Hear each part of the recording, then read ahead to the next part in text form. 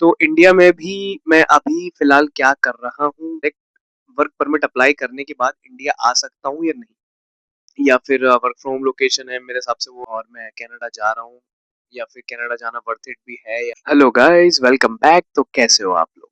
I hope you all are doing good.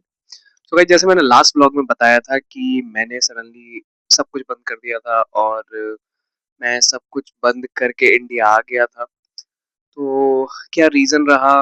बहुत सारे लोगों के मेरे पास मैसेज आए कि मैंने सेंट जॉन्स के ऊपर ब्लॉग बनाने शुरू सुबह बंद कर दिए हैं और या फिर मैं क्या कर रहा हूँ, मैं अभी कनाडा में भी नहीं हूँ, मैं अभी या फिर इंडिया में हूँ, कहाँ हूँ, लोगों को कुछ श्योर नहीं है।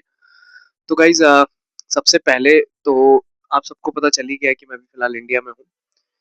तो इंडिया में भी मैं अभी फिलहाल क्या कर रहा हूँ, तो उस चीज़ का जवाब है कि मैं अभी यहाँ पे फिलहाल मैं जॉब कर रहा हूँ। मैं जैसे ही मैं यहाँ पे आया था, मैं आया था अगस्त में। अगस्त में आया था, अगस्त में एंड देन उसके 1 महीने बाद मैंने यहाँ पे थोड़े इंटरव्यूज़ देने शुरू कर दिए थे, क्योंकि उसका उसके कुछ रीज़न्स थे, कुछ पर्सनल रीज़न की वजह से भी मैं यहाँ पे आया था। और दूसरा वहाँ पे बहुत ज़्यादा मुझे पता था विंटर्स आने वाले हैं, विंटर्स तो आपको पता ही है सेंट जॉन्स में कैसे थे। लास्ट वाले मैंने कुछ वीडियोज़ डाली हैं, तो विंटर्स वहाँ के थोड़े रफ़ रहते हैं। तो मैंने सोचा कि अभी सही टाइम है, थोड़ा वहाँ से एस्केप हो जाते हैं। तो मैंने मेरी जैसी डिग्री कंप्लीट हुई, मैंने वर्क परमिट के लिए अप्लाई किया और मैं सीधा निकल आया इंडिया।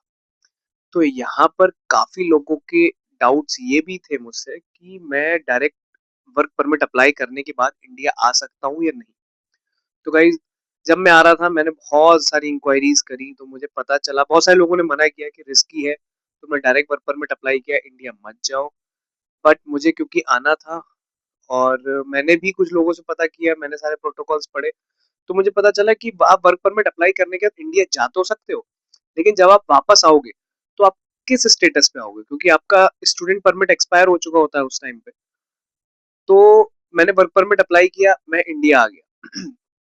अच्छी बात ये थी कि जैसे ही मैं इंडिया आया उसके 1 महीने बाद मेरा रूममेट नंबर वहां से इंडिया आ गया, तो मेरा वर्क परमिट आ गया था रूम पर कनाडा में। तो वो वर्क परमिट मेरा लेकर आ गया। अब वर्क परमिट मेरे पास इंडिया में है। फिर वही मैंने इंडिया में यहाँ पे स्टैंप लगवाई, आईआरसीसी को कांटेक्ट किया और अपना पासपोर्ट भेजा स्टैंपिंग होने। मुश्किल से इस प्रोसेस में मुझे सिर्फ 20 दिन लगे होंगे और 20 दिन में मेरा पासपोर्ट स्टैंप होके आ गया। तो गाइज ये जो मिसकंसेप्शन है कि आप वर्क परमिट अप्लाई करने के बाद इंडिया नहीं जा सकते, ऐसा कुछ भी नहीं है। आप जा सकते हो as long as you go to India. वहां से आपने टीआरवी स्टैंप लगवा ली है, आपके पास वैलिड वर्क परमिट है, स्टैंप है, तो आप वापस आओगे तो आपको कोई प्रॉब्लम नहीं होगी। ये होता है कि आपने वर्क परमिट अप्लाई कर दिया और आप इंडिया चले गए हो, जब आप वापस आ रहे हो और आपका स्टूडेंट परमिट भी एक्सपायर हो चुका है और आपका वर्क परमिट भी नहीं है, तो फिर वो आपको किस बेसिस पे एंट्री देंगे?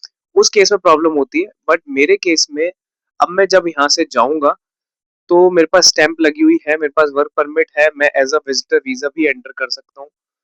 तो फिलहाल मेरा सॉर्टेड है। मैं यहाँ पे कनाडा आ गया था, कनाडा से सॉरी इंडिया आ गया था। अब गाइस इंडिया आने के बाद मैंने सोचा कि अपना टाइम वेस्ट नहीं करता हूँ और मैंने यहाँ पे आते ही मैंने अपनी फील्ड की जॉब पकड़ ली। तो मैं यहाँ पे अभी फिलहाल डेवलपमेंट की जॉब कर रहा हूँ, इंडिया में परफॉर्म कर रहा हूँ, कोई दिक्कत नहीं है, चिल है।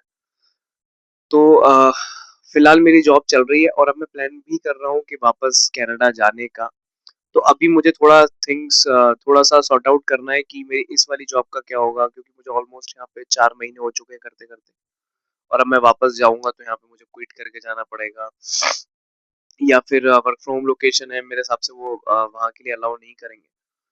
तो फिलहाल तो मैं यहाँ पे जॉब कर रहा हूँ। बाकी बाकी क्या क्या रीजंस थे, जिन रीजंस की वजह से मैं आया, वो मैं आपको और आने वाले ब्लॉग में बताऊंगा। फिलहाल इस ब्लॉग को मैं रखूंगा शॉर्ट और इसमें मैं आपको बाकी जिन लोगों को वर्क परमिट का डाउट था गाइज, आई होप इस वाली वीडियो से वो क्लियर हो गया हो। और वर्क परमिट से रिलेटेड कोई भी क्वेरी हो या फिर आपको टीआरवी से रिलेटेड कोई क्वेरी हो, कैसे अप्लाई करना है, कैसे स्टैंप लगवानी है, इंडिया में कैसे लगवानी है, क्योंकि उसमें बहुत सारे प्रोसेस हैं। क्या कहते हैं, बाई कुरियर या फिर इन पर्सन जाके दे के आओ, स्टैंप लगेगी, फिर वो आपको देने आएंगे। कोई भी क्वेरीज हो गाइज मुझे आप लोग रीच आउट कर सकते हो। जैसे मैंने बताया अपने पुराने व्लॉग में मैंने एक नया इंस्टाग्राम पेज भी बनाया है, तो आप लोग मुझे वहाँ भी फॉलो कर सकते हो छोटी-मोटी क्वेरीज के लिए। बाकी काफ़ी सारी चीज़ें मैं प्लान कर रहा हूँ, Q&A का प्लान कर रहा हूँ। बहुत सारे लोग हैं जो नए इनटेक में आने वाले हैं, तो ये तो मेरा रिचुअल रहा है, जो भी नए इनटेक में आते हैं मैं उन लोगों को गाइड करता हूँ। तो गाइज़ जो लोग आ रहे हैं आपका टाइम आ गया है तो आपकी जो भी क्वेरीज हो आप मुझसे रीच आउट करो, हम लोग देखते हैं कैसा क्या रहता है।